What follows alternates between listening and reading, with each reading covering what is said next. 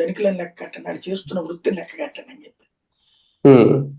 ఏదో కొమ్మరో ఏదో చేస్తున్నటువంటి పనిని.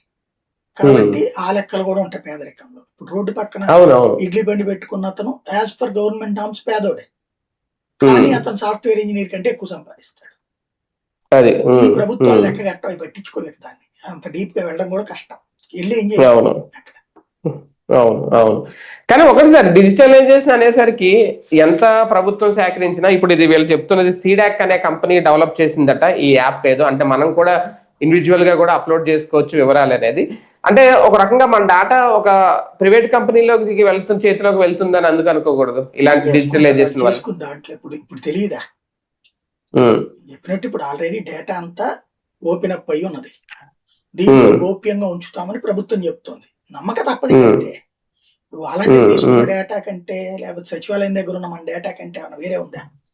దాని మీదే మరి అన్న ఆరోపణలు వచ్చినాయి కదా జగన్ హయాంలో. ఏముంది, ఎవరి దవనాలు మాట్లాడుకుంటుంటారు, ఆ డేటా అమ్మేసుకున్నారు అది ఇది అని అంత చేశారు కదా. చంద్రబాబు ఉన్నప్పుడు వైసీపీ వాళ్ళు కూడా చెప్పారు డేటా తీసుకున్నారు అనేసి. అంటే ఎవరు కొనుక్కోవాలా?